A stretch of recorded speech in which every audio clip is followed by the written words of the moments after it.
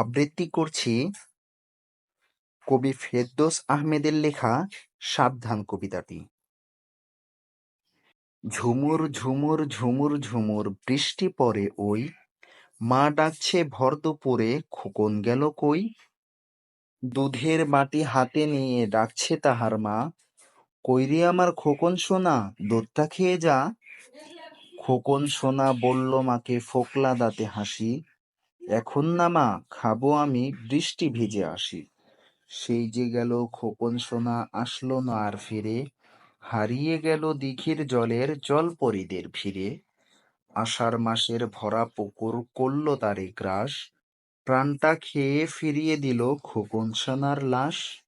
ভরা দিঘি খোকন সোনার রক্ত চুষে খেয়ে, আরেক শিশুর আশায় আছে পথের পানে চেয়ে।